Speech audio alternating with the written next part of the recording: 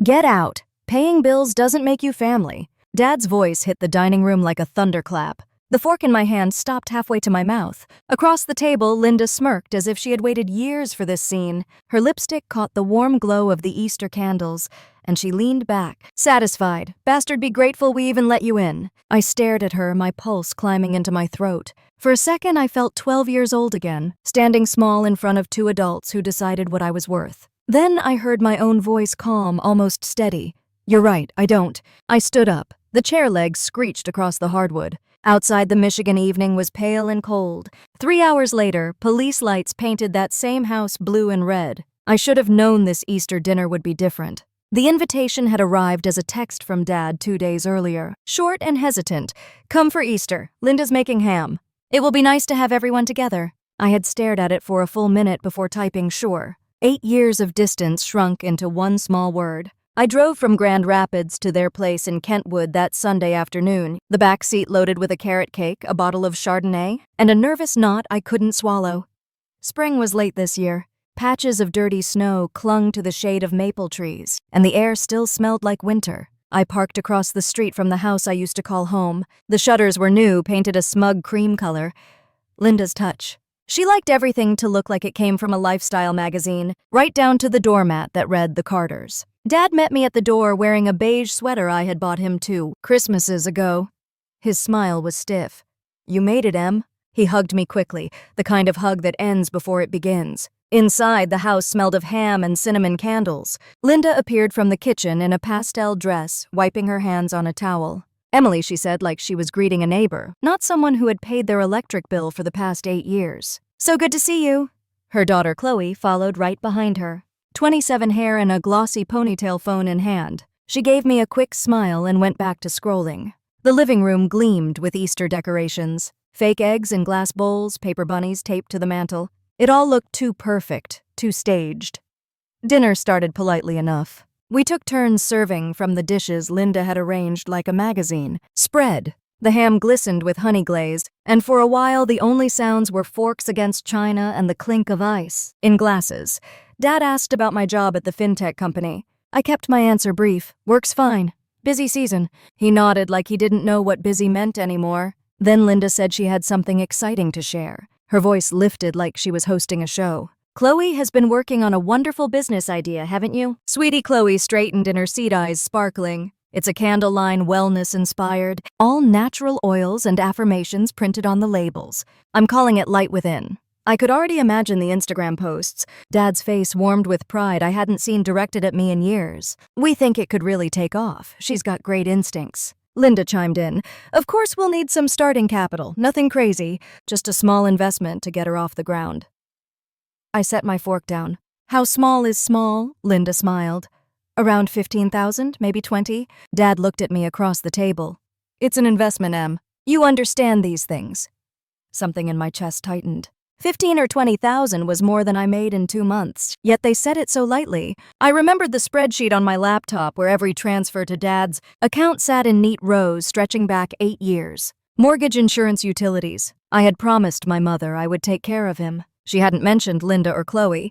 I forced a smile. Just be careful with your retirement, Dad. Startups are risky. Linda's expression froze, then hardened. We know what we're doing. You don't need to lecture us about money. Chloe looked from her to me confused and slightly amused, as if she were watching a play. Dad's jaw tightened. He put down his glass. You don't get to question our choices, Emily. I felt heat rising up my neck. I'm not questioning, I said. Just saying maybe wait until that's enough. His voice was sharp now, slicing through the room. You always think you know better because you've got your fancy job and your degree? I opened my mouth, but he kept going. Paying bills doesn't make you family. The words hung there heavy and impossible. The air went still. I could hear the clock ticking in the hallway. Linda crossed her arms, lips curling into a smile that wasn't a smile. Bastard, be grateful we even let you in. Something inside me went quiet, a sudden calm. I stood up slowly, feeling my chair scrape against the floor. You're right, I don't. I picked up my coat from the back of the chair and walked toward the door. No one moved to stop me. Outside, the cold air hit like a slap. The sun was sinking behind the houses, turning the snowbanks pink. I walked to my car, my hands shaking but my breath steady. Inside, I sat for a moment staring at the house. Through the window, I could see them moving around, still talking, maybe pretending nothing had happened. The porch light flicked on a motion sensor, catching me before I pulled away. Driving back to Grand Rapids, the road stretched out empty. I turned off the radio. My mind replayed his words over and over until they blurred together. Paying bills doesn't make you family. Maybe he was right. Maybe family was something I had been trying to buy all these years. The highway lights passed in rhythmic flashes. My hands tightened around the wheel. A memory came back. Uninvited, my mother lying in her hospital bed 8 years ago, her fingers cold around mine. Take care of your father. He'll need you. I nodded through tears, not knowing how much that promise would cost. By the time I reached my apartment, the world outside had gone silent. I left the cake and wine on the counter and sank onto the couch, still in my coat. The smell of ham lingered on my sleeves. I pulled my phone from my purse and saw a notification from my bank app, the familiar green logo that always made my stomach clench, a reminder that the automatic transfer to Dad's account would go through tomorrow morning. For the first time, I hovered over the cancel button. My finger trembled, but I didn't press it yet. Not tonight. I went to bed, but I didn't come. The words echoed through the dark like a song stuck on repeat. Paying bills doesn't make you family. Outside, the city was quiet except for the low hum of passing cars. I stared at the ceiling until dawn began to lighten the blinds. Somewhere between the exhaustion and the ache in my chest, I made a silent decision. If they didn't see me as family, then maybe it was time to stop acting like one. The next morning, I brewed coffee strong enough to sting my tongue and opened my laptop. Work emails filled the screen, deadlines and numbers, things I could control. I clung to them, yet every few minutes my eyes drifted to the bank reminder. My heart pounded as I clicked cancel. The confirmation box appeared. Are you sure I hit yes? The page refreshed, the transfer disappeared. It was a small act, invisible to the world, but I felt something lift off my chest. I shut the laptop, exhaled, and looked out the window. The street below was waking up, ordinary and safe. Somewhere far away in that neat, cream-colored house, they were finishing breakfast, maybe laughing about last night. They had no idea a line had just been drawn. That afternoon, I walked by the river to clear my head. The water was still edged with ice sunlight bouncing off the surface. I thought about all the Sundays I had spent driving out there, fixing small things around the house, replacing light bulbs, cleaning gutters, trying to earn a place that was already mine by birth. I had mistaken obligation for love, charity for connection. My phone buzzed. A text from Dad. Sorry about last night, we just got heated. Linda says you left your sweater. I read it twice and didn't reply. The sweater could stay there. Let it keep company with all the other things I had left behind. When the sun dipped low, I turned back toward home. My footsteps echoed against the boardwalk, steady, determined. The wind off the water was sharp, but for the first time in years, I didn't feel cold. I still remember the way my mother's voice sounded the last week she was alive. Soft, careful, as if each word carried the weight of everything she would never get to say. Again, take care of your father. He'll need you. I was 24 then, sitting beside her bed at Mercy Hospital, the smell of antiseptic and tulips blending into something that still clings to my memory. Outside, April sunlight hit the blinds in white stripes. She smiled at me, even though her lips were cracked from medication. I nodded because I couldn't speak. After she passed, the house felt like a vacuum. My father moved through the rooms like a ghost who had misplaced his body. The day after the funeral, he sat in his recliner, staring at the muted television, still wearing the black suit from the service. Plates piled up in the sink, the mailbox overflowed, and I kept showing up after work to handle things. I paid the electric bill one afternoon because the shutoff notice was stuck to the front door. It started with that, then the mortgage payment, then car insurance. The bank app became a running ledger of every act of love I didn't know how to express any other way. At first, I believed I was helping him stand again. He had spent 30 years as an engineer, the kind of man who solved everything with logic and neat columns of numbers. Losing Mom unstitched that discipline. I found unopened envelopes under piles of mail, unpaid taxes, and forgotten appointments. Each time I stepped in, he said thank you in a voice so hollow it frightened me. I thought if I kept helping, eventually he'd remember how to help himself. One evening, about 3 months after the funeral, I brought him dinner from a diner downtown. He barely touched it. He just looked at Mom's old chair across the table. It still held her cardigan. He told me he couldn't sleep without the sound of her breathing. I didn't know what to say, so I promised again I'd keep things together until he could. That promise became a habit, and habits become identities if you let them. 2 years later, he met Linda. I heard about her through a neighbor before he mentioned her to me. The first time he introduced us was at a coffee shop near Woodland Mall. She arrived in a cloud of perfume and bright laughter, the kind that fills space quickly. I remember thinking she looked like someone who never had to pick up her own dry cleaning. She called me sweetie within 10 minutes and asked about my job, then talked mostly about herself. By dessert, she had slipped her hand into Dad's and told him he looked too serious. He smiled in a way I hadn't seen since Mom's early days of remission. I wanted to be happy for him, but something in my chest tightened every time Linda's name came up. Still, I showed up when he asked me to help fix the sink in her condo or move her furniture into his house after they got married 6 months later. She redecorated fast. Mom's floral curtains vanished. The piano went into the garage. She called it decluttering. Dad called it moving on. The first time Linda hinted about money, it was over dinner one Sunday. She mentioned how expensive home insurance had become. Dad nodded, said he'd figure something out. I heard myself say I could help for a while. It was automatic, like breathing. That while stretched into years. Every month I sent the same transfer. $30,000 a year when you added it up. I didn't even think of it as my money anymore. It was obligation money, promise money. Friends tried to talk sense into me, Lauren especially. She'd say things like, "You're not their retirement plan, Em. You're their daughter." But I couldn't shake the image of Mom's eyes the day she made me promise. I told myself Linda was just adjusting and that Dad needed stability. Whenever I visited, though, stability looked a lot like silence. Linda had a way of filling every pause. She'd brag about her book club, her yoga studio, the trips she wanted to take. If I brought groceries, she'd inspect the labels and sigh like I'd failed a test. Once she laughed and said, "You know, for a financial analyst, you sure spend a lot on takeout." Dad didn't defend me. He just asked if I wanted more potatoes. That was the moment I understood how alone you can feel even when your parents are sitting 2 feet away. I stayed late that night cleaning the kitchen while they watched TV. When I came back with the dish towel, I caught Linda whispering something to him and they both laughed. It was small, harmless maybe, but it felt like a door closing. Time blurred after that. My visits became less frequent, but the money never stopped. I told myself I was too busy to drive out there, but the truth was I couldn't stand how foreign the house felt. The walls, once filled with my mother's pictures, now held framed quotes about gratitude. Every corner smelled like Linda's candles. She always used scents with names like Serenity or Morning Meadow. To me, they all smelled like something trying too hard. 8 years passed like that. I measured them in paychecks and transfers. Each year around Christmas, I'd bring Dad a gift card for his favorite hardware store, and he'd hand me an envelope with a thank you card inside, nothing else. He'd sign it with "Love, Dad and Linda," the comma pressed tight between their names as if even in ink there was no space for me. Sometimes I'd drive home from those visits gripping the steering wheel so hard my knuckles went white. I'd imagine calling him to ask why he never came to see my apartment, why he never asked how I was doing, but the phone would stay silent. Instead, he'd text once a month short messages like, "Paid the mortgage," "Thanks," or "We're doing fine." I built my own life in the gaps he left. I moved into a small condo near downtown, filled it with plants that didn't need much light. Work consumed me. Spreadsheets, forecasts, strategy meetings, numbers obey rules people never do. I liked that. Yet every time my paycheck hit, part of it vanished before I could breathe. On my 32nd birthday, Lauren dragged me to dinner at an Italian place. She ordered wine, looked me dead in the eye, and said, "You have to stop.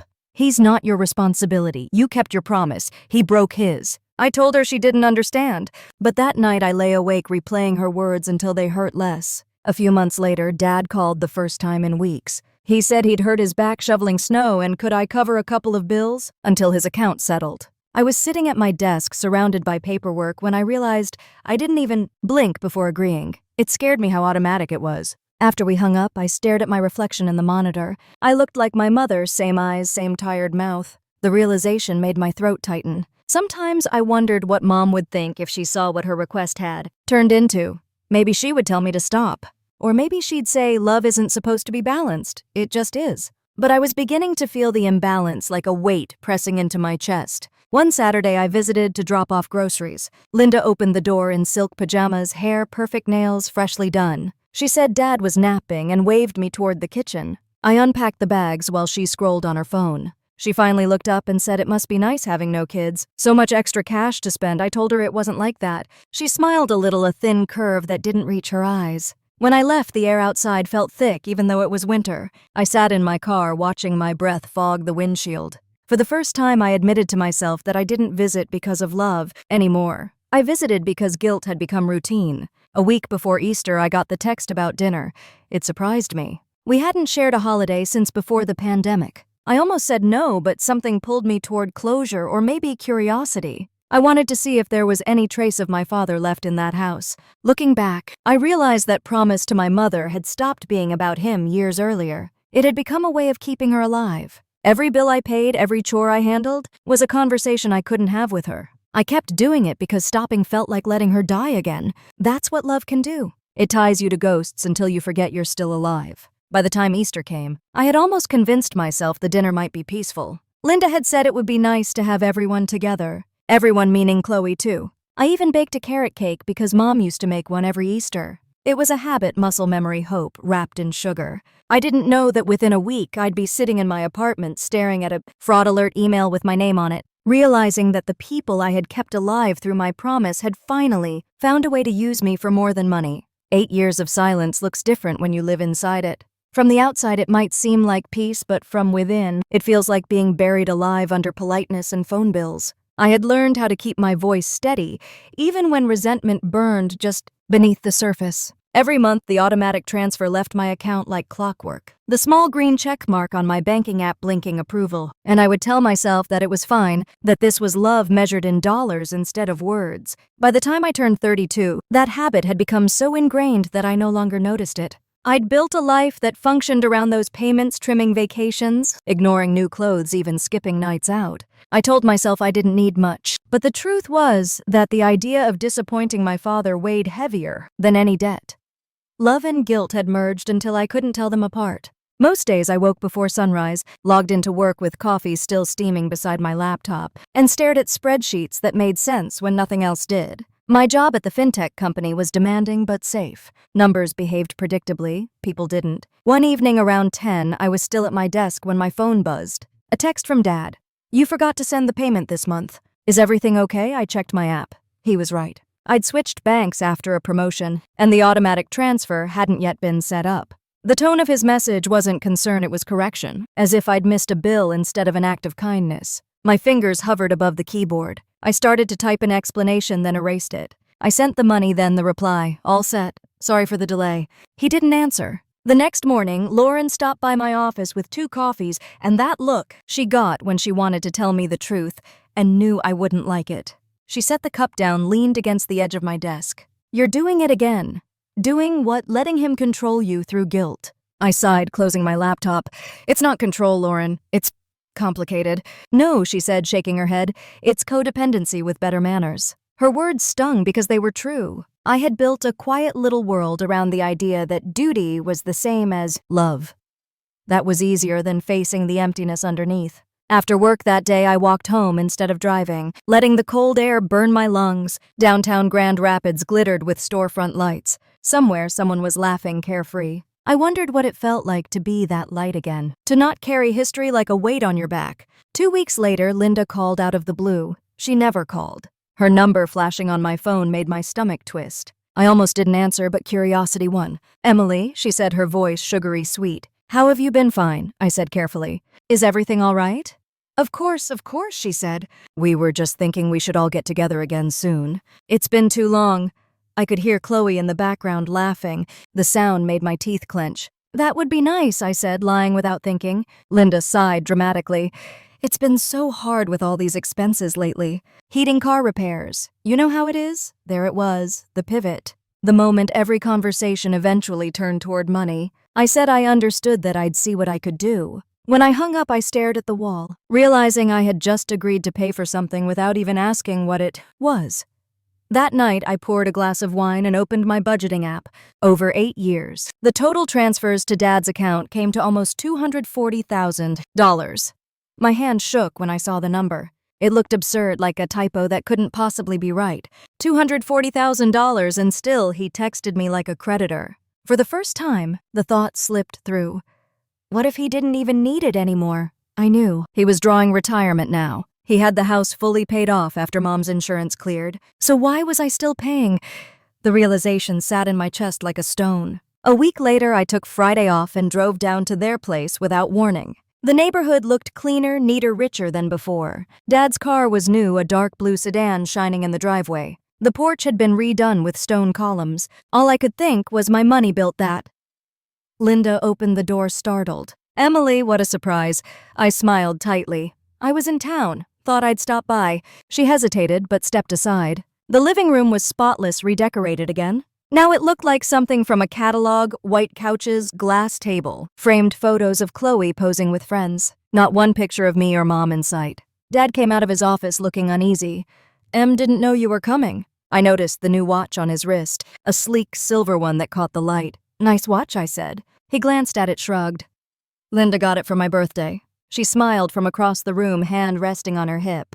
"Worth every penny." The words hung there, a casual brag dressed as affection. I swallowed, the taste of anger rising in my throat. We sat for coffee talking about nothing. I asked about his health, he said fine. I asked if he still volunteered at the library, he said not lately. When I finally mentioned the money, the air changed.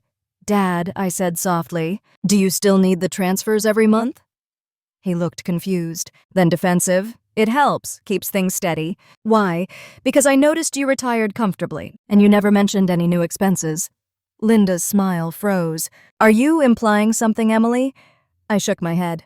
"Just asking." She set her cup down with a sharp click. "You know, some of us actually appreciate family support instead of resenting it." I bit my lip, holding back the reply that wanted to spill out. I finished my coffee, thanked them for their time, and left. In the car, my hands trembled on the steering wheel. Every second of that visit replayed in my head like a bad commercial. I could feel my mother's presence in that house, fading with each new piece of furniture. I whispered into the silence, "Mom, I'm trying, but I don't know who I'm doing this for anymore." When I got home, I deleted the automatic payment. The bank confirmed the cancellation with a bright green checkmark. It was a small click, but it sounded like a door closing. For the next few weeks, there was no contact. The silence felt unfamiliar at first, like stepping into a dark room and waiting for your eyes to adjust. But slowly, peace seeped in. I cooked for myself again and slept better. My apartment felt lighter without their shadow. Then one morning, as I left for work, I saw a letter in my mailbox addressed in Dad's handwriting. Inside was a folded note. It said, "Hope you're okay. We've noticed the transfer has stopped. Call me. That's all. No love, no how are you, just that." I didn't call. Instead, I wrote back a short email that night. I said, "I'm doing fine, Dad. I just need to take a step back for a while. Please don't worry." He didn't reply. Weeks passed. I began to realize how much space guilt had taken in my life. Without it, I had time to think, to feel. I started going to yoga classes with Lauren, small routines that reminded me of control. My body had carried stress for so long it didn't know how to relax. One evening after class, Lauren said, "You look different." I laughed. "Thinner." She shook her head. "Lighter. Like you finally exhaled." Maybe I had.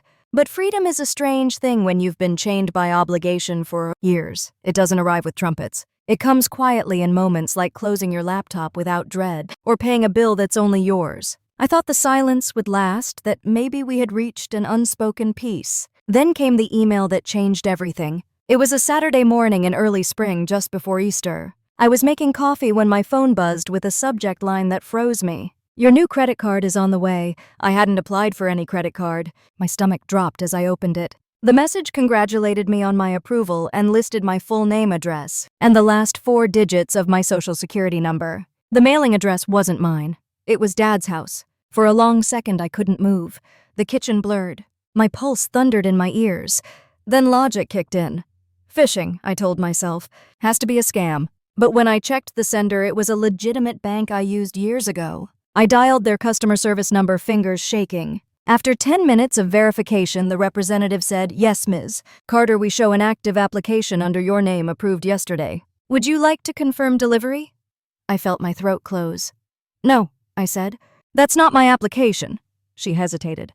"I can see the application was made online, using your SSN and employment history. The pickup location is our Kentwood branch, Kentwood, Dad's town." My mind spun. Only one place had all that information. Old tax papers, pay stubs, copies of my ID. I had left them in a box at the house years ago before Linda moved in. The representative froze the account and gave me a case number. I thanked her, hung up, and sat at my kitchen table for a long time, staring at nothing. 8 years of silence had finally found its voice, and it spoke in fraud alerts. For the rest of that morning, I sat at my kitchen table with the case number written on a sticky note in front of me, the digits blurring as I tried to make sense of them. My hands wouldn't stop shaking. I'd dealt with fraud at work before, but those were numbers on a screen, not my own life hollowed out and stolen. Seeing my father's address listed on the bank application felt like a punch. Hadn't seen coming.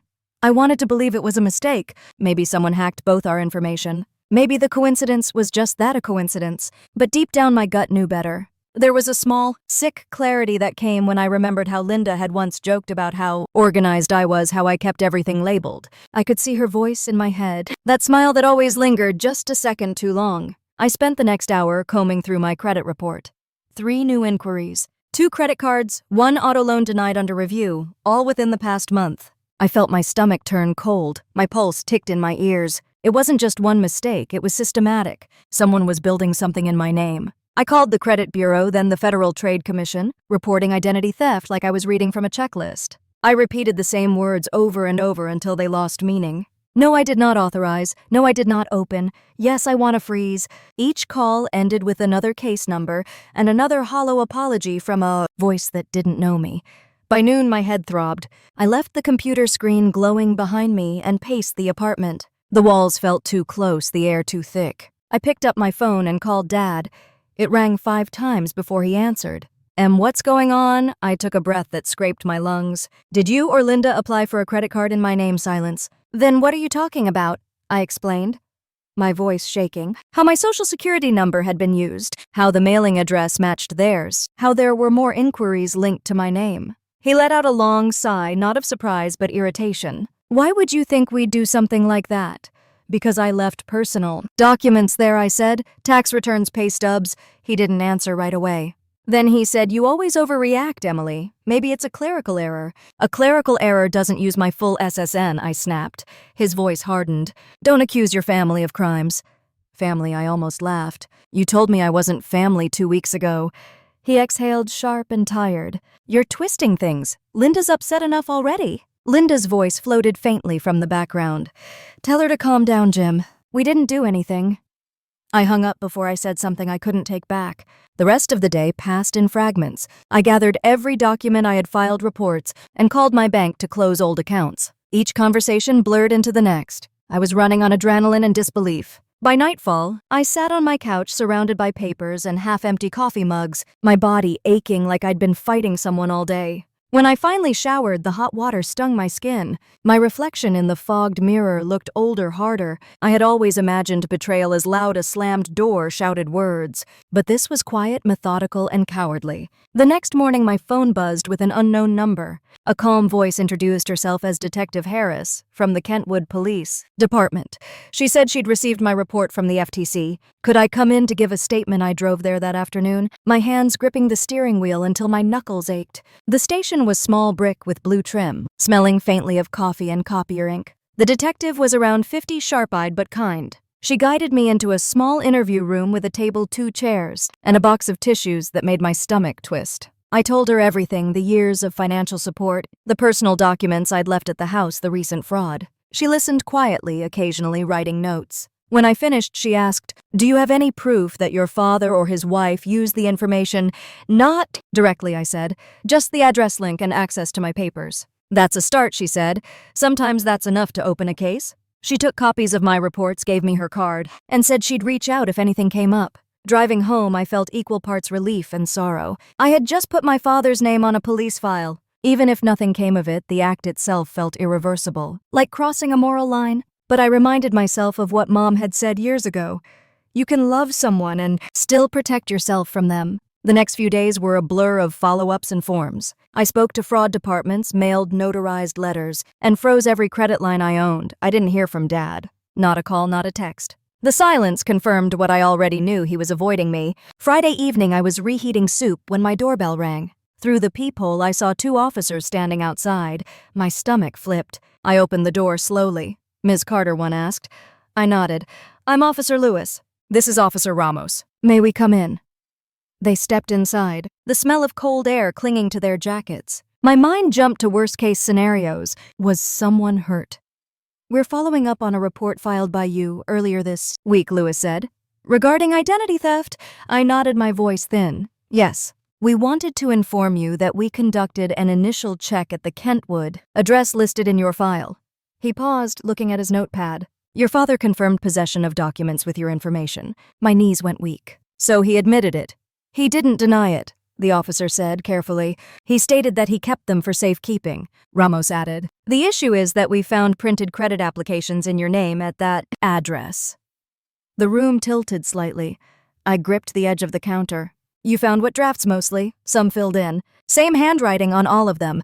I pressed a hand over my mouth. My pulse roared in my ears. We're proceeding with a formal investigation, Lewis said gently. We'll need you to confirm some details tomorrow morning. When they left, the apartment felt like it had shrunk. I sank onto the couch staring at the wall. My father had used me as an ATM for years. When I stopped paying, he found another way to keep the money flowing. It was almost poetic in its cruelty. I didn't cry that night. The tears had burned out of me long ago. Instead, I felt a cold, clear focus settle in. I opened my laptop and began gathering everything: bank transfers, old messages, screenshots. Years of proof I had ignored because I wanted to believe love was enough. Around midnight, my phone buzzed. A text from Dad. You didn't have to do this, it read. We could have talked. I stared at it until the screen dimmed. For once, I didn't reply. The next morning, I met Detective Harris again. She looked tired but determined. She confirmed they'd seized electronic devices from the house for review. When I asked if they'd be arrested, she said it depended on what they found. On the drive home, the radio played softly a country song about forgiveness. I turned it off. The world outside looked washed clean by overnight rain, but I felt coated in residue that no amount of scrubbing could remove. That night, I sat by my window watching the lights flicker across the Grand River. I thought about Mom, about the promise that had shaped my life. Take care of your father. I had done that more than anyone could ask. And now, taking care of myself felt like finally keeping that promise in a different way. When sleep came, it was light and dreamless. The kind that doesn't heal, just pauses the pain. The next day, news reached me before breakfast. A call from Detective Harris. She said quietly that they had confirmed the evidence. Multiple online applications all traced to my father's IP address. Linda's handwriting on the forms. She said they'd be issuing warrants by evening. My voice barely came out. Thank you. After the call ended, I sat still for a long time. Then I whispered into the quiet, I'm sorry, Mom.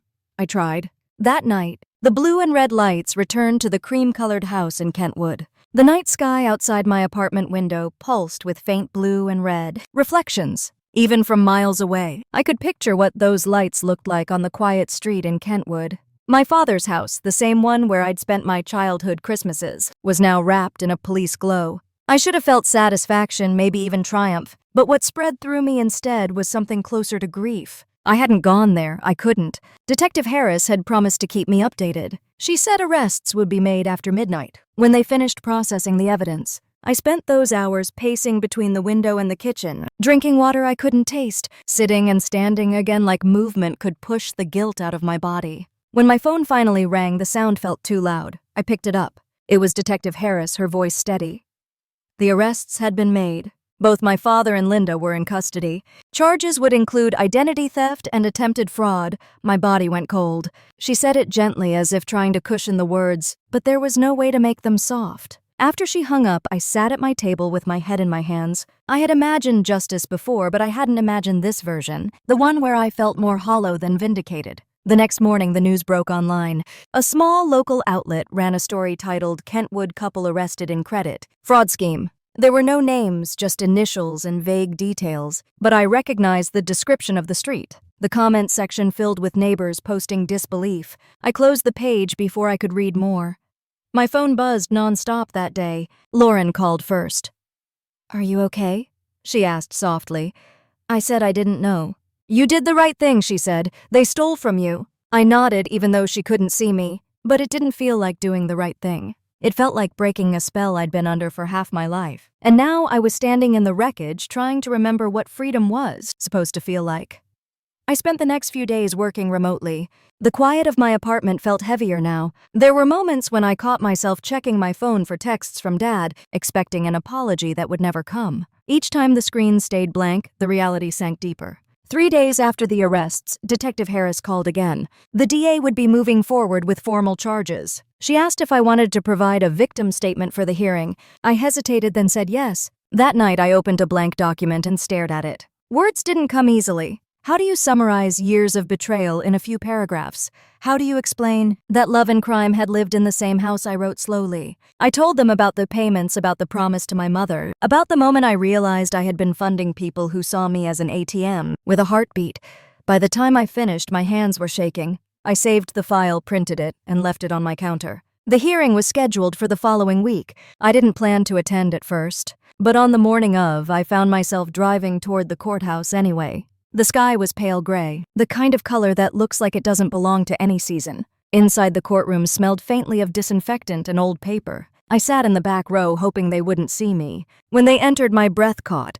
My father looked smaller, older. His hands were cuffed, his hair uncombed. Linda followed behind him, chin high, eyes darting around the room like she was searching for someone to blame. The judge read the charges aloud. Identity theft, fraud, attempted misuse of financial information. The words didn't sound real until I saw my father flinch. When the judge asked if they understood the charges, Linda spoke first. She said they were being unfairly targeted, that it was a misunderstanding, that family finances can be complicated. My father stayed quiet, eyes fixed on the floor. When my name was mentioned as the victim, he looked up. For a moment, our eyes met. There was no anger in his face, only exhaustion, and something that might have been regret. I looked away before it could turn into weakness. Afterward, outside this courthouse, Detective Harris approached me. She told me the bail hearing would be in 2 days. She asked if I was all right. I said I would be. That night, I went home and sat on the floor of my living room. I thought about how far things had spiraled from that Easter dinner, how quickly everything can unravel when truth finally shows up. The following afternoon, I received a letter from the bank confirming that all fraudulent accounts had been closed and the credit freeze was secure. They apologized for the inconvenience. That word inconvenience almost made me laugh, as if my father's betrayal could be filed under minor disruptions. I didn't sleep much that week. When I did, I dreamed of my mother's voice. Sometimes she said nothing at all. Other times she said you did what you had to do. Each time I woke with tears drying on my face. Friday morning brought another call, this time from an unknown number. I let it go to voicemail. Later I listened. It was my father. "Emily, it's me," he said, his voice rough. "I don't know what to say. I didn't think it would go this far. We were desperate. Things got out of hand." Linda thought it was harmless. "I should have stopped it. I'm sorry." He paused, breathing heavily. "I hope you can forgive me someday." I deleted the message before it finished. I couldn't listen to him justify it. Not yet, maybe not ever. The next day, I drove out to the small cemetery where my mother was buried. The grass was still wet from the rain. Her headstone was simple, carved with her name and the words, "always loved." I knelt down, brushed away fallen petals, and whispered everything I hadn't been able to say aloud. I told her I kept my promise. I told her I had taken care of him even when it broke me. And I told her I was done now. The wind moved through the trees, soft and steady. I liked to think she was listening. On the way back, I passed by their neighborhood. I hadn't planned to, but something pulled me there. The house looked the same except for the yellow tape across the front door. The garden Linda loved was overgrown, petals from the tulips scattered like confetti. A neighbor was standing near the mailbox. She recognized me and waved awkwardly. Shame flickered across her face. I rolled down my window. "Rough week," she said quietly. "You could say that." "They seem so normal," she murmured. "We never imagined." I nodded, not trusting myself to speak. When I drove away, I didn't look back. Some doors once closed should stay that way. That evening, Lauren came over with takeout and 2 bottles of wine. We ate in silence for a while, the television playing quietly in the background. She finally said, "How does it feel now?" "Like it's over," I said. "But also something huge is missing. Maybe that's peace," she said. "Sometimes it just feels like emptiness at first." We toasted to that, our glasses clinking softly. Later that night after she left, I sat by the window watching the lights across the city. I realized that for the first time in years, I didn't owe anyone anything. The silence didn't scare me anymore. It felt like space room for something new to begin. The next morning, a thin envelope arrived in my mailbox. It was a formal notice from the DA's office, trial to begin in 2 months. I folded it neatly, placed it in a drawer, and let the drawer close with a quiet click. For the first time in my adult life, I didn't feel responsible for fixing anyone. I wasn't someone's caretaker or their safety net or their silent bank. I was just me. That realization didn't bring joy exactly, but it brought something steadier, a kind of calm that felt earned. I brewed coffee and sat by the window, watching the sun crawl up the buildings across the street. The world went on. People laughed, dogs barked, cars passed. Everything normal, everything unchanged. Except me. The first week after the arrests felt like walking through fog.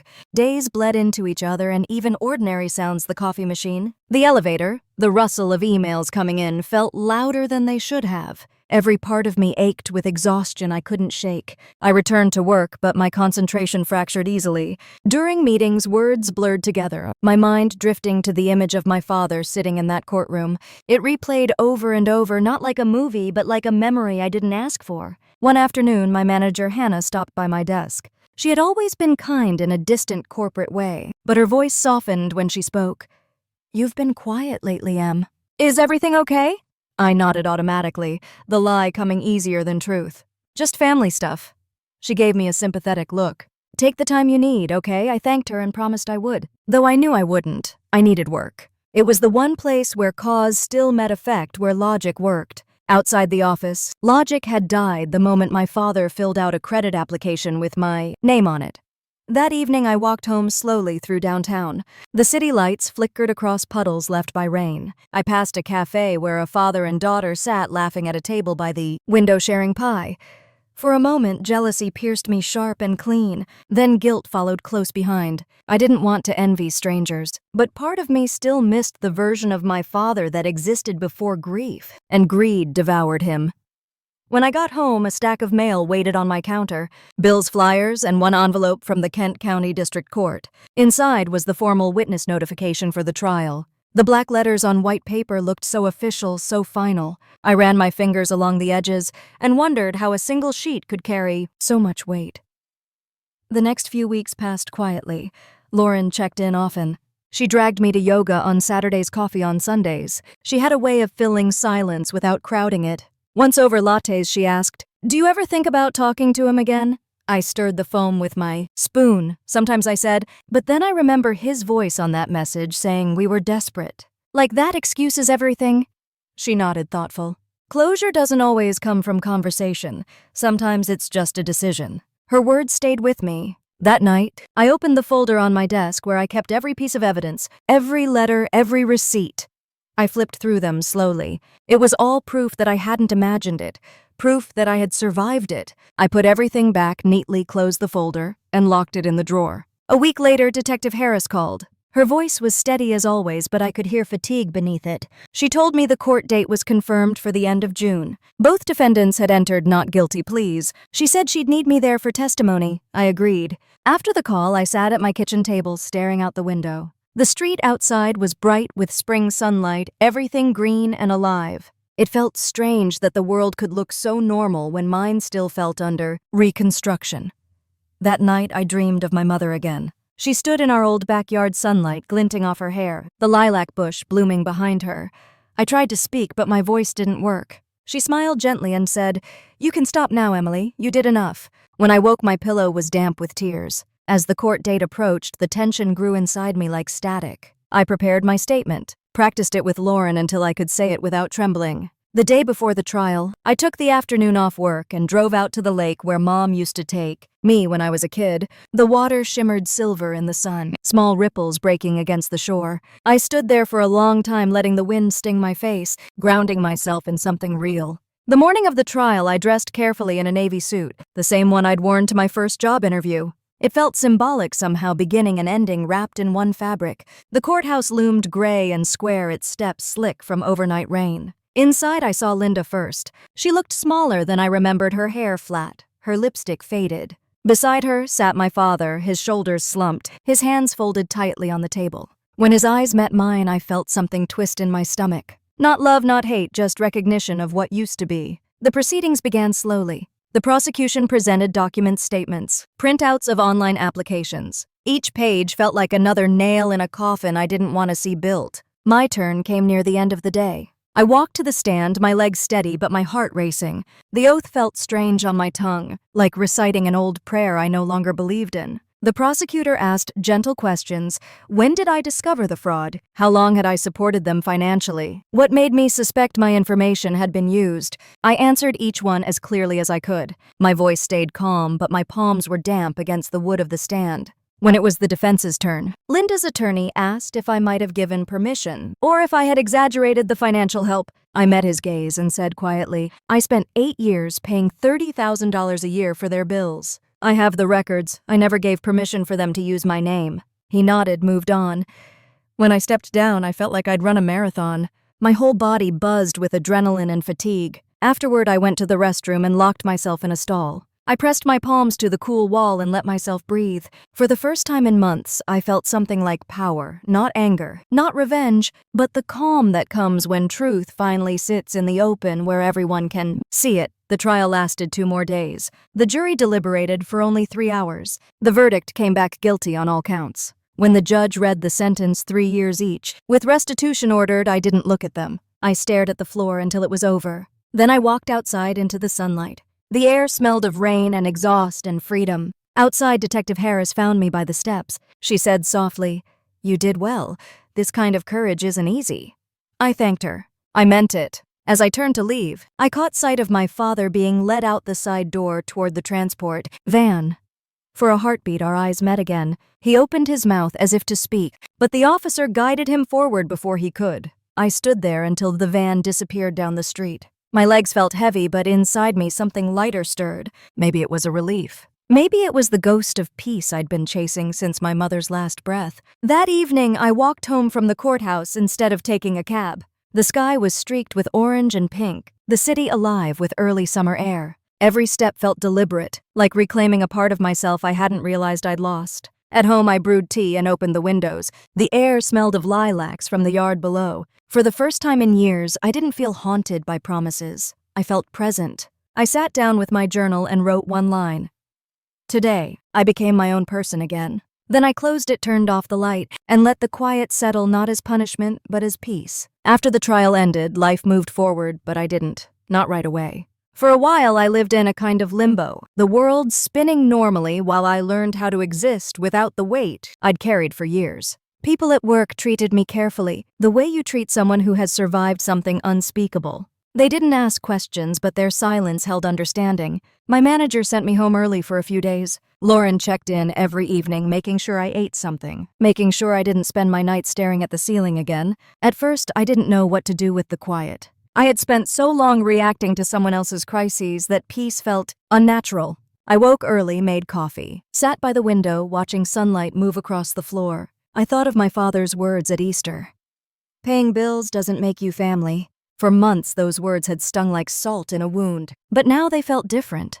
Maybe they were right, just not the way he meant. Family isn't built from money. It's built from respect, from honesty. Things he had forgotten long before the fraud ever began. The first weekend after sentencing, I drove out to the lake again. The water was still glassy under the morning sky. Ducks drifted near the reeds, their quiet ripples the only movement. I sat on a bench with a thermos of coffee and breathed. I thought about how my mother used to bring me here after hard days. She'd say the lake was where you could hear your own soul if you were quiet long enough. I closed my eyes, listened to the faint sound of wind moving through branches, and for the first time in years, I felt her beside me. Not as memory, but as presence. When I got home, I opened the windows wide, letting air sweep through every corner. The apartment smelled like lilac and lemon soap. I began cleaning, not the frantic kind of cleaning I used to do when I was anxious, but the gentle kind that feels like reclaiming space. I boxed up old papers, shredded duplicates of statements, deleted files that belonged to another chapter of life. That evening, I made dinner for myself.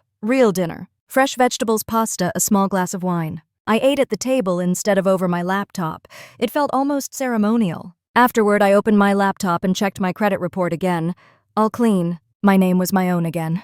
Seeing it there untainted made something inside me loosen. Over the next few weeks, I started to feel small pieces of joy returning. They came quietly like visitors knocking softly. A new plant sprouting on my windowsill. A coworker made me laugh during a long meeting. Music playing while I cooked on Sunday afternoons. Lauren noticed. She said one night over dinner, "You're starting to look like yourself again." I smiled. Maybe for the first time I'm figuring out who that is. Summer has settled in fully. Warm evenings stretched late, the air thick with the smell of cut grass. One night, while walking home from the grocery store, I passed a small family sitting on their porch, string lights glowing above them. A little girl was painting her father's face with washable markers while he laughed. I caught myself smiling, and instead of sadness, I felt something softer, gratitude that such love still existed somewhere, even if not for me. But healing isn't linear. Some nights I woke from dreams that pulled me back into that house, my father's voice echoing through rooms stripped of warmth. I'd sit up in bed, heart pounding, telling myself out loud that I was safe now. Then I'd brew tea and wait for morning. In August, a letter arrived from the State Corrections Department. Standard notice, it said. My father and Linda had been transferred to separate facilities. Attached were options for visitation. I stared at it for a long time. I thought about visiting him. I imagined sitting across from him in a gray room, the hum of fluorescent lights above a glass barrier between us. What would I say? Would I ask why? Would I tell him I forgave him? The truth was I didn't know if forgiveness was something I could give yet. Instead, I folded the letter neatly and put it in a drawer. I wasn't ready. Maybe I never would be. That weekend, I met Lauren at a local art fair downtown. Booths lined the street, music played from a nearby stage, the air thick with the smell of funnel cakes. We wandered between vendors laughing like the past months hadn't happened. At one booth, an older woman sold hand-painted stones with words carved into them. I picked one up. It read, "Let go of life." The woman smiled at me knowingly. "Sometimes that's harder than it sounds," she said. I bought it and kept it in my pocket for the rest of the day. By fall, I had settled into something close to normal. My work improved, my focus returned.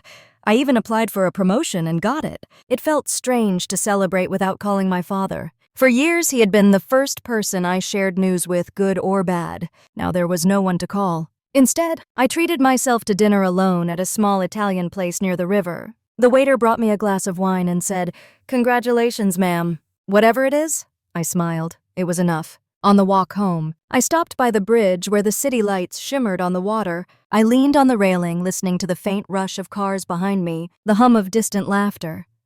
The wind off the river was cool, almost kind. I realized that I didn't need closure from my father to move forward. Closure wasn't something he could give. It was something I could build. Later that night, I sat at my desk and pulled out my mother's old journal.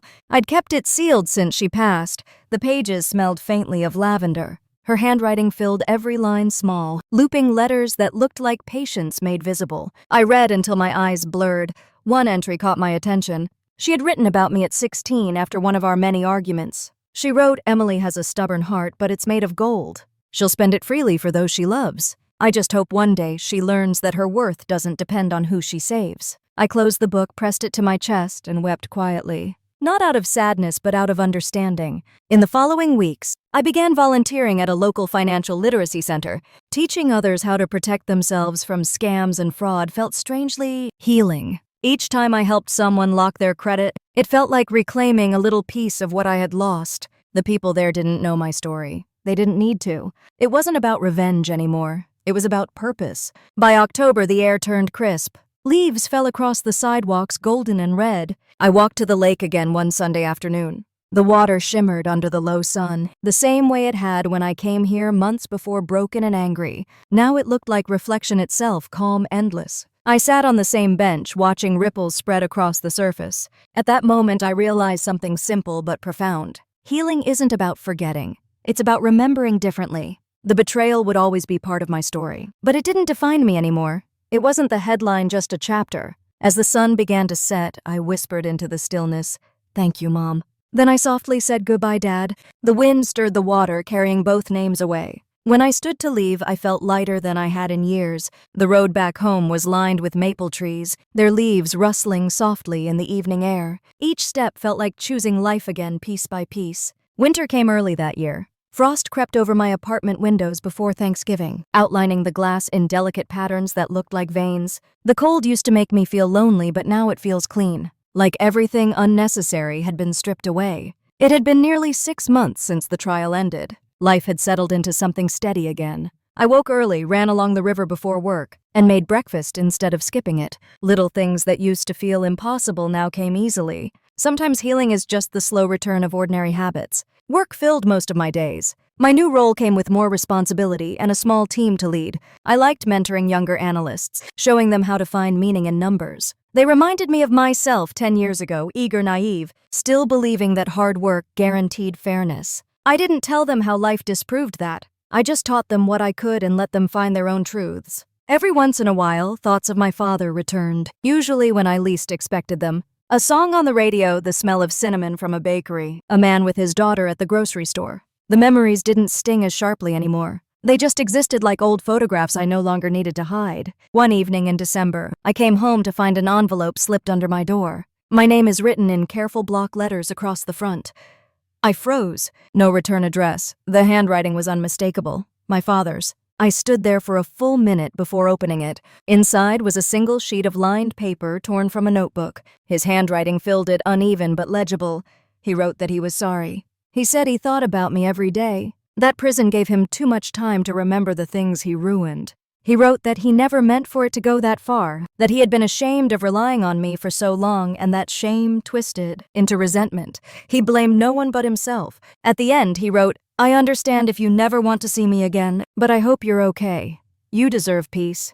Love, Dad." I sat down on the floor and read it twice, then a third time. My eyes blurred, but no tears came. The letter didn't change anything, yet it mattered. It was proof that he finally saw what he'd done, even if too late. I folded it carefully and placed it in the same drawer that held my mother's journal. They belonged beside each other, one ending and one beginning. That night I couldn't sleep. I kept hearing his words.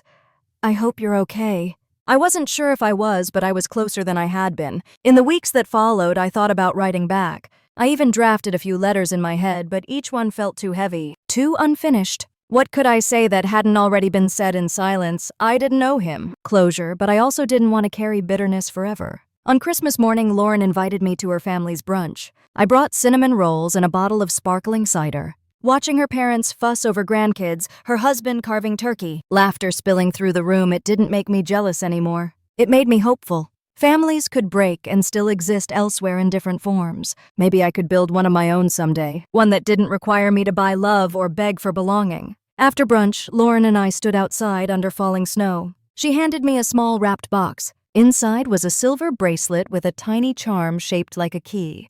She smiled. "You spent so long unlocking everyone else's life. I thought you should have one for yours." I hugged her tight, the cold forgotten for a moment. New Year's Eve came quietly. I stayed home, lit a candle, made a list of things I wanted to leave behind. Guilt, fear, obligation.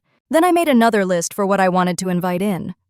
Trust, joy, boundaries, freedom. I folded the paper and placed it under the stone I'd bought months ago that said "Let go to live." When midnight came, fireworks cracked across the city skyline. I opened the window and watched them burst in color, lighting up the dark river below. I whispered, "Happy New Year, Mom."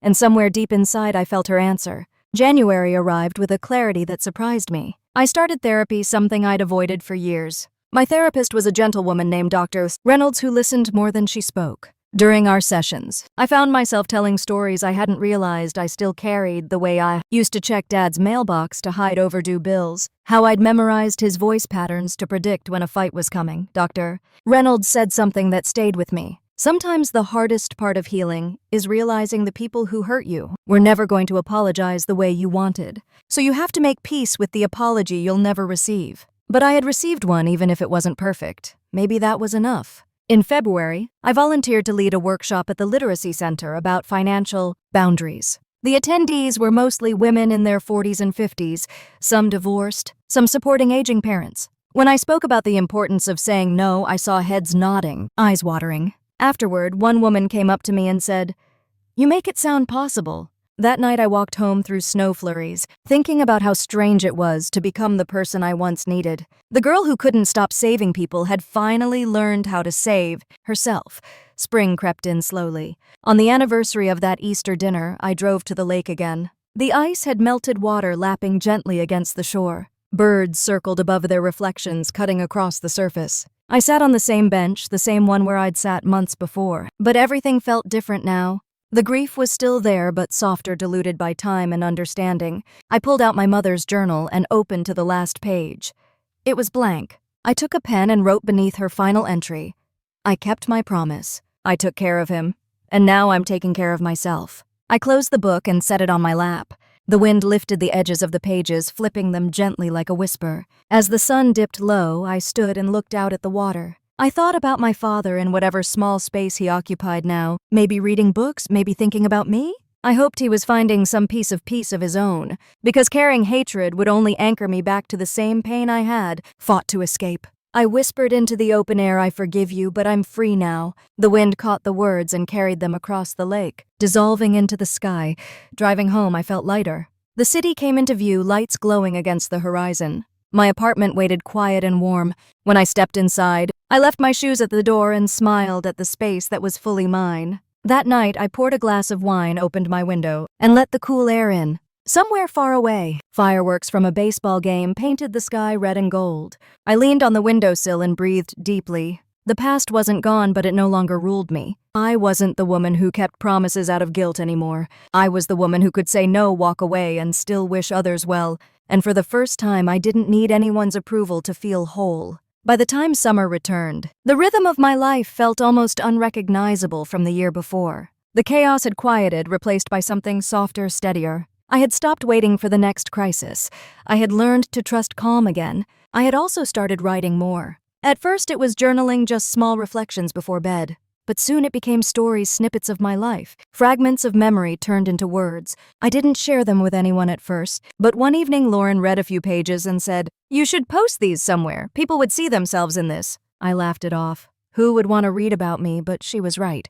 There was something freeing about putting the pain into sentences, shaping it into meaning instead of letting it sit like a stone inside me. So I started a small blog, nothing fancy, just a quiet space where I wrote about boundaries, forgiveness, survival, and rebuilding. I called it After the Fire. The first post went up in July. I didn't expect anyone to read it, but the next morning I woke up to dozens of comments. Women from across the country wrote about their own betrayals, their own versions of letting go. Some had forgiven parents, others ex-husbands or friends. One woman wrote, "Reading this made me feel less crazy for walking away from my family." Another said, "You put words to something I've never been able to say out loud." I cried reading them. Not the kind of tears that come from pain, but from recognition. It reminded me that none of us heal alone. We borrow strength from each other like light passing between mirrors. Soon the blog grew beyond what I imagined. I began posting weekly, and sometimes readers would email asking for advice or just to say thank you. One afternoon, I received a letter from a woman named Margaret in Florida. She said her son had stolen her identity and used it to open credit cards. She wrote, "I thought I was the only mother who'd been betrayed like this. Your story made me feel seen." I wrote her back, telling her that healing wasn't a straight path, but that she deserved peace. When I hit send, I realized something profound. The story that once nearly destroyed me had become the bridge connecting me to others. Around that same time, my therapist encouraged me to consider visiting my father not out of obligation, but to decide for myself what closure really looked like. I resisted at first. I had already forgiven him in my heart. Why open that door again? But part of me wondered if maybe facing him one last time would seal the space between what was and what would be. I thought about it for weeks. Then one Friday in late August, I made the call to the prison visitation office. The woman on the phone was polite procedural. She told me my father had applied for early release based on good behavior and time served. Hearing that knocked the air out of me. If he was released, it meant he could try to contact me again. I wasn't afraid, but I wasn't ready for that either. I told the clerk I wanted to visit him before that happened. She scheduled me for the following Wednesday. The drive there was long, the road lined with fields that seemed endless. My hands tightened on the steering wheel the closer I got.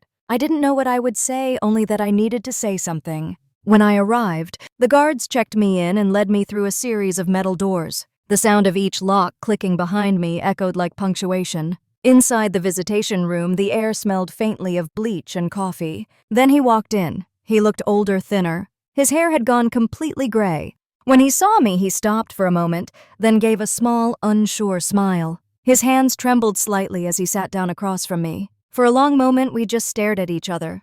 I finally spoke first. "I got your letter." He nodded slowly. "I didn't expect you to." I didn't know what to say next. The words felt too big, too heavy. So I asked about the only thing I could. "How are you?" He gave a short, tired laugh. "I'm okay. Doing programs, working in the kitchen. Keeps me busy." We talked awkwardly at first, small details about whether his routine, my job. But then the conversation turned. He looked down, his voice quieter. "I don't expect forgiveness. I just need you to know I never stopped loving you, even when I didn't know how to show it." I swallowed hard. "Love isn't supposed to feel like survival, Dad." He nodded, tears welling in his eyes. "I know. I was lost for a long time. Losing your mother broke me, and I didn't know how to be a father after that. I wanted to argue to tell him that losing her had broken me too, but I found no anger left to give, just a strange, bittersweet empathy." I said softly, "I spent years trying to save you because I thought that's what she wanted." He looked at me, his voice breaking. "She just wanted you to live." Silence stretched between us, thick and heavy, but not cruel. In that silence, I saw the truth of him, not the villain who'd ruined my credit or betrayed my trust, but the flawed man who'd been swallowed by his own grief. After a while, the guard announced 5 minutes left. He leaned forward slightly. "I don't know if you'll ever want to see me again, but I'm proud of you, Em. I see it in your eyes. You made it out." For the first time in years, I smiled at him, not with joy, but with release. I said I did, and I hope you find your way too. When I left, the sun outside was blinding. I stood for a moment, breathing in the open air. My chest felt strangely light. I hadn't realized how much I still carried until it was gone. The drive home was quiet. The sky stretched wide and blue fields rolling by like waves. I turned off the radio and let the sound of the wind fill the car. That night, I wrote another post for the blog. I titled it, "The Last Door." I didn't mention my father by name, just the act of saying goodbye to someone who once defined your pain. I wrote that closure isn't a single moment, but a series of small choices to keep living. That sometimes the bravest thing we can do is forgive quietly and walk forward. The post went viral overnight. Thousands of readers shared it. The next morning, I woke to hundreds of messages from people who had finally cut ties, written letters, or made peace with ghosts they had carried for years. One message caught my eye. It said I read this out loud to my sister last night. "We cried together for the first time in a decade. Thank you for helping us remember we're still family even after everything." I closed my laptop and pressed my hands to my heart. For so long, I had been afraid that my story would end in bitterness. But maybe its purpose was always bigger than me. Maybe it was meant to remind others that even the worst endings can lead somewhere worth standing. Outside, the sun began to set. The light slanted across the building, soft and gold. I poured tea, opened my window, and let the evening air in. Somewhere in the distance, I heard children laughing, a sound pure and easy. I realized then that peace doesn't arrive with ceremony. It seeps in quietly like light under a door, until one day you realize it's been there all along. I stood there until the stars began to appear one by one, small points of grace scattered across the sky. And for the first time in my life, I felt whole. Spring came again, softer this time. The air smelled like new grass and rain. I woke each morning to sunlight slipping through the curtains, the kind that warms the skin before it fully wakes you. For the first time in years, I didn't dread mornings. I welcomed them. It had been a full year since that last visit with my father, and life had unfolded in quiet, surprising ways. The blog had grown into a small community of readers, mostly women my mother's age, sharing their own stories of letting go. Some wrote about betrayals, others about second chances. What connected them all was courage, the courage to rebuild. I started hosting monthly meetups at the local library. We'd gather in a small conference room with mismatched chairs and coffee that was always too strong. We called it the Circle. Every session began the same way. Someone would say their name, then tell one truth they'd learned since deciding to take their life back. The first time we met, there were only 5 of us. Now there are more than 20. Some came every month, others just once. One woman brought her teenage daughter. Another drove 2 hours each way. Watching them connect, laugh, cry, and leave lighter, it reminded me that healing multiplies when it's shared. Sometimes I'd still get letters from prison. My father wrote every few months, short notes about books he'd read or small moments of reflection. He never asked for anything, just wrote to say he hoped I was well. I didn't reply, but I didn't throw them away either. They stayed in a small box on my bookshelf. Proof that growth, however slow, was still possible. One evening in late April, as I was cleaning my apartment, my phone buzzed. It was a voicemail from a number I didn't recognize. The voice on the other end was calm and unfamiliar. "Miss Thompson, this is Officer Daly from the Michigan Parole Board. I'm calling to inform you that your father has been approved for supervised release effective next month. You're listed as next of kin for notification." I stood in my kitchen, hand frozen around a mug of tea. The words echoed through me, both distant and close. Released. I didn't know how to feel. I wasn't afraid. I wasn't angry. Just still. That night, I sat by the window and watched rain streak down the glass. The city glowed in wet reflections. I thought about the girl who once believed that love meant saving someone, no matter what it cost. Then I thought about the woman I had become, the one who understood that sometimes love means letting go. I whispered into the quiet, "I wish you peace, Dad." And for the first time, I meant it. The following week, I received a letter postmarked from a halfway house in Detroit. His handwriting looked steadier. Inside, he wrote that he was working part-time in maintenance, attending counseling, and trying to rebuild a life without leaning on anyone else. He ended with, "I'll never ask for your forgiveness again, but I'll spend the rest of my life trying to deserve it." I folded the letter and slipped it into the box with the others. My heart didn't hurt the way it used to. It simply acknowledged the truth and let it rest. In May, I returned to the lake one more time. The water shimmered under sunlight, alive and endless. I brought a small bunch of lilies, the kind my mother loved, and let them float out into the open water. I stood there for a long time, feeling the breeze on my face. "Mom," I said quietly, "I kept my promise, but I finally understood something. Taking care of someone doesn't mean losing yourself in the process." A bird skimmed the surface of the lake wings, catching light. I smiled through tears. The world felt wide again. On the drive home, I stopped at a red light and glanced at the rearview mirror. For a split second, I saw my reflection framed by sunlight, calm and certain. I didn't see the scared daughter anymore. I saw a woman who had rebuilt her own name, her own peace, her own boundaries. When I got home, I opened my laptop to check the blog. There were new messages waiting, stories from women in Kansas, Oregon, Maine. One said, "You helped me walk away from a toxic family." Another wrote, "I'm 71 and finally learning to live for myself." I read every word. Then I wrote a new post, my final one for the series. It began simply, "A year ago I thought my story ended in betrayal. I thought survival was enough. But survival isn't the end. It's the beginning." I wrote about how forgiveness isn't surrender, it's reclaiming your own freedom. About how peace doesn't mean forgetting, it means remembering without bleeding. I told them that boundaries aren't walls, but doors you choose who to open for. When I finished, I sat back and stared at the blinking cursor. For the first time, I didn't feel like I was writing from pain. I was writing from gratitude. Gratitude for everything I'd lost, because it taught me how to protect everything I'd gained. That night I walked to the bridge downtown. The river below shimmered gold under streetlights. A light breeze brushed my hair. I thought about all the versions of me that had stood there before the girl who begged for love, the woman who fought for justice, and the one who finally found peace. Somewhere below, the current moved steady and unbroken, carrying everything away that no longer belonged. I leaned on the railing, closed my eyes, and whispered a quiet thank you to the pain, to the lessons, to the people who had held me through it. When I opened my eyes again, the sky was clear. The moon hung full above the water, calm and forgiving. I smiled and started walking home. This time I didn't look back. And if you're still listening, still here at the end of my story, maybe you've carried your own version of it too. Maybe you've been the one who gave too much, forgave too easily, or stayed too long. I hope this reminds you that you can still choose yourself even now. If my story meant something to you, share it. Leave your story in the comments. Tell me how you found your way out or how you're still trying. Because every time we speak truth out loud, we make it easier for someone else to begin. And if you haven't yet, hit that subscribe button so you can stay for the next story. There's always another voice waiting to be heard.